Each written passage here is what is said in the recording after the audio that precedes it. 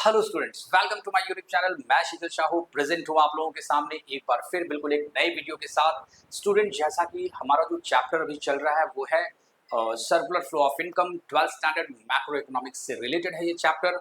और हम लोगों ने इससे पहले वीडियो में जो डिस्कस करा वो टॉपिक था circular flow of income, stock flow, stock and क्या था, स्टॉक एंड फ्लो। हाँ, स्टॉक एंड फ्लो, ठीक है। और इसके साथ ही हम लोगों ने पढ़ा था 3 phases of circular flow of income. और इसी टॉपिक को हम आगे बढ़ाते हुए मैं आज जो प्रेजेंट हूँ इसको आज मैं डिस्कस करने वाला हूँ mutual dependence between stock and flow. इन दोनों के बीच में, स्टॉक और फ्लो के बीच में क्या डिपेंडेंसी है ना। तो अगर आप मेरे चैनल पर नए हो तो मेरे चैनल को सब्सक्राइब जरूर करें ताकि मेरे लेटेस्ट वीडियोस आप तक पहुंचे और आप लगातार अपने सिलेबस को कवर करते रहें बिल्कुल हमारे साथ। आइए देखते हैं mutual dependence between stock and flow क्या है ये। Both stock and flow impact each other. और इसे हम एक एग्जांपल के हेल्प से समझेंगे। Increase in the flow of water into a tank increase the stock of water in the tank. जब वाटर का फ्लो टैंक में ज्यादा होगा, है ना, ये फ्लो क्या हो गया सर, ये सर अब पीरियड ऑफ टाइम में चल रहा, तो वाटर का स्टॉक जो है वो टैंक में ज्यादा होगा। और इसी तरह similarly flow of water out of the tank depends on the stock of water in the tank. जिस फ्लो में वो बाहर निकलेगा उसी हिसाब से वाटर का स्टॉक जो है वो टैंक में होगा। इस तरह से दोनों की जो क्या है, म्यूचुअल डिपेंडेंसी है ना, स्टॉक और फ्लो के बीच में। ओके, अब आगे बढ़ेंगे। देखो, टाइप्स ऑफ सर्कुलर फ्लो क्या है ये। Number 1 real flow, number 2 money flow. Actually student, real flow को जो है यहाँ पर हम फिजिकल फ्लो भी कहते हैं और जो मनी फ्लो है इसे कहते हैं हम नॉमिनल फ्लो, ठीक है। तो रियल फ्लो और मनी फ्लो को दोनों को वन बाय वन हम देखेंगे।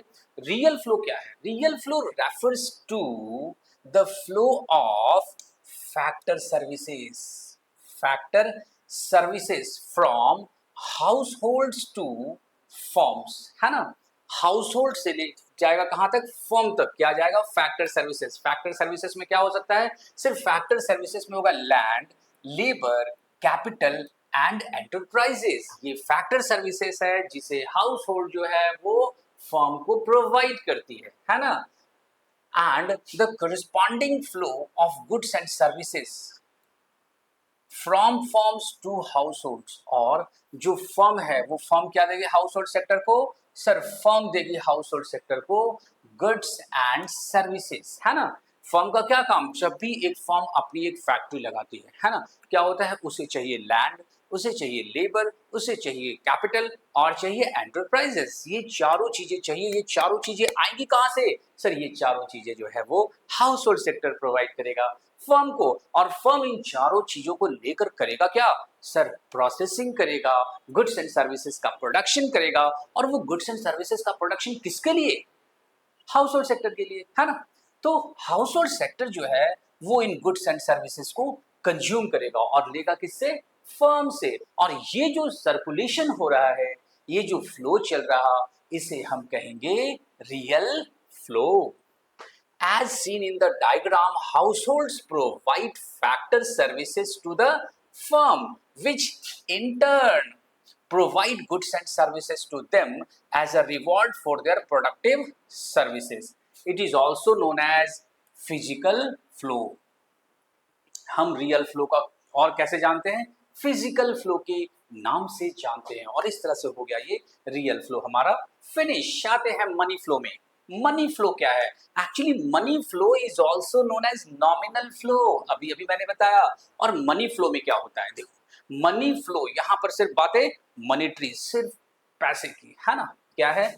जो हाउस होल्ड सेक्टर है और फर्म, इसके बीच में अभी अभी रियल फ्लो हुआ, फिजिकल फ्लो हुआ, अब हो रहा है मनी फ्लो। एक्चुअली फर्म जो है ना वो हाउस होल्ड सेक्टर को क्या देगी? पैसा, है ना। किस तरह? रेंट। जो लैंड प्रोवाइड किया हाउस होल्ड सेक्टर ने फर्म को, उससे देगा रेंट। फर्म देगा उसे रेंट, लेबर के बदले देगा वेजेस, कैपिटल के बदले इंटरेस्ट एंड एंटरप्राइजेस के बदले प्रॉफिट। और ये पैसे जब आएंगे हाउस होल्ड सेक्टर के पास, तो हाउस होल्ड सेक्टर भागेगा कहाँ? मार्केट। मार्केट में कौन मिलेगा?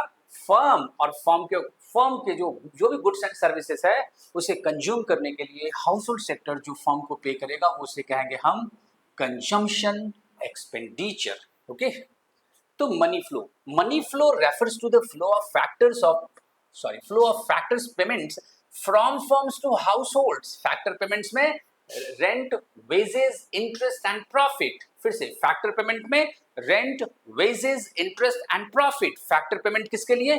फर्म के लिए। हाउस होल्ड सेक्टर के लिए तो ये इनकम है, फैक्टर इनकम है हाउस होल्ड सेक्टर के लिए, और फैक्टर पेमेंट है फर्म के लिए, है ना।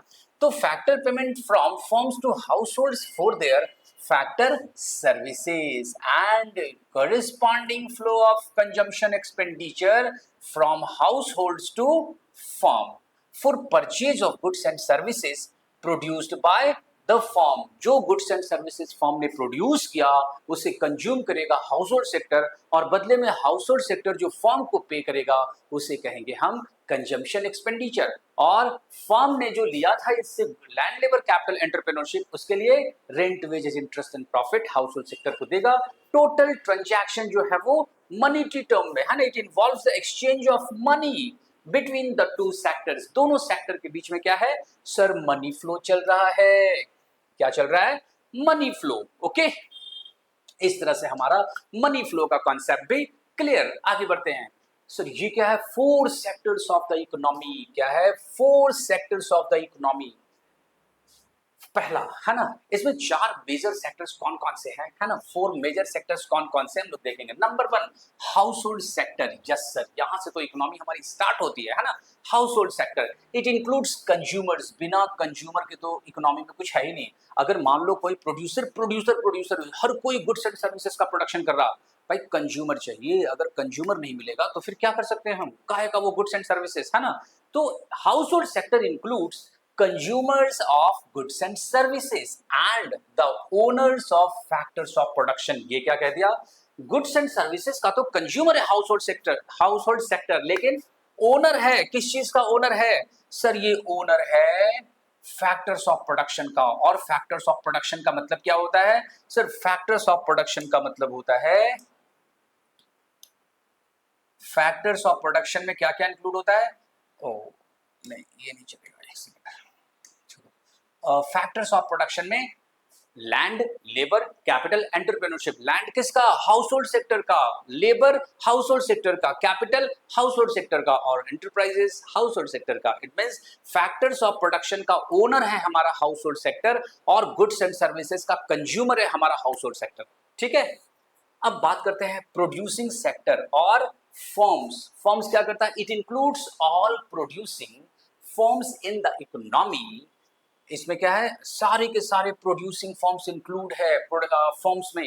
To produce goods and services the firm hires factors of production from households. Goods and services को प्रोडक्शन के लिए फर्म को जो जो चीजें चाहिए, क्या चाहिए सर? फैक्टर सर्विसेज चाहिए। फैक्टर सर्विसेज कहां से आएगा? हाउस होल्ड सेक्टर से आएगा। हाउस होल्ड सेक्टर देगा फर्म को लैंड, लेबर, कैपिटल, एंटरप्राइज, तभी तो गुड्स एंड सर्विसेज का प्रोडक्शन करेगा हमारा फर्म। तो इस तरह से ये हो गया प्रोड्यूसिंग सेक्टर, हो गया ये फर्म। नेक्स्ट बात करते हैं गवर्नमेंट सेक्टर का। बड़ा इंपॉर्टेंट। बिना गवर्नमेंट सेक्टर के, बिना गवर्नमेंट की तो एक इकोनॉमी को रन नहीं कराया जा सकता। एक कंट्री को रन कराने के लिए गवर्नमेंट का बड़ा जरूरत होता है ना, क्योंकि बढ़िया गवर्नेंस ही अच्छी इकोनॉमी को बनाने में हेल्पफुल होता है ना। तो गवर्नमेंट सेक्टर क्या है? It acts in two capacities. लो भाई, ये दो कैपेसिटी में काम कर रहा है, डबल है इसका effect. As a welfare agency, पहला welfare agency. Government sector consistently government का एक ही काम है और वो काम है वेलफेयर। गवर्नमेंट कभी भी प्रॉफिट मैक्सिमाइजेशन पे फेथ नहीं करती। गवर्नमेंट हमेशा वेलफेयर चाहती है और हमेशा वेलफेयर पे काम भी करती है। तो it acts in two capacities. As a welfare agency it involved in maintaining law and order, defence and other services of public welfare, है ना। एज अ प्रोड्यूसर, अब एक प्रोड्यूसर की तरह भी it produces goods and services in public sector enterprises. उस तरह के गुड्स एंड सर्विसेज जिसे नॉर्मली प्राइवेट सेक्टर नहीं करना चाहती, है ना, उसमें जो है गवर्नमेंट का हाथ होता है। जैसे कह सकते हैं सैनिटेशन फैसिलिटी, सैनिटेशन फैसिलिटी, अब ये प्राइवेट सेक्टर यहाँ काम नहीं कर सकती तो गवर्नमेंट काम करती है।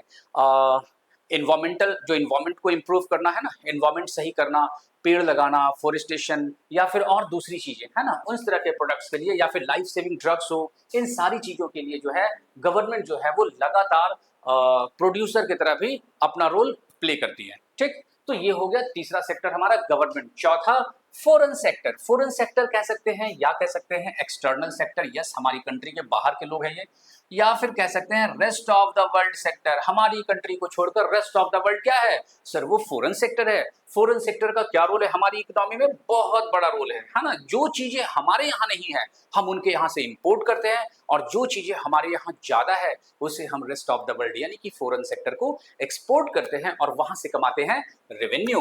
This sector includes transaction with the rest of the world. जो भी ट्रांजैक्शन हम रेस्ट ऑफ द वर्ल्ड में करते हैं, रेस्ट ऑफ द वर्ल्ड मतलब भारत के बाहर जो भी है ना, तो उसे हम क्या कहेंगे, foreign sector. It is involved in the export and import of goods and the flow of capital between the domestic economy and other countries of the world. ठीक है, तो स्टूडेंट्स इस तरह से हमारा आज का टॉपिक है ना, कह सकते हैं कि आज का ये चैप्टर है हमारा पहला सर्कुलर फ्लो ऑफ इनकम, ये फिनिश हुआ।